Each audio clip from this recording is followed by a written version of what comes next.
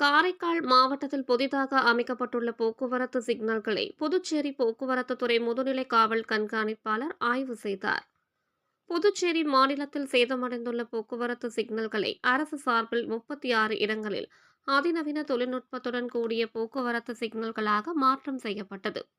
இதனை அடுத்து இன்று புதுச்சேரி மாநிலம் காரைக்கால் மாவட்டத்தில் புதிதாக அமைக்கப்பட்டுள்ள போக்குவரத்து சிக்னல்களை புதுச்சேரி மாநில போக்குவரத்து முதுநிலை காவல் கண்காணிப்பாளர் பிரவீன்குமார் திரிபாதி காவல்துறை அதிகாரிகளுடன் ஆய்வு செய்தார்.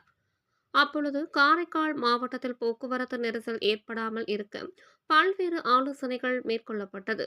இதனை அடுத்து செய்தியாளர்களிடம் பேசிய போக்குவரத்து முதுநிலை காவல் கண்காணிப்பாளர் பிரவீன்குமார் திரிபாதி, புதுச்சேரி மாநிலத்தில் போக்குவரத்து நெரிசலை கட்டுப்படுத்த பல்வேறு பகுதிகளில் புதிதாக போக்குவரத்து சிக்னல்கள் அமைக்கப்பட உள்ளதாகவும், புதுச்சேரி மாநிலம் முழுவதும் குற்ற சம்பவங்களை தடுக்க சாலைகளில் சிசிடிவி கேமரா பொருத்தப்பட உள்ளதாகவும் அவர் தெரிவித்தார்.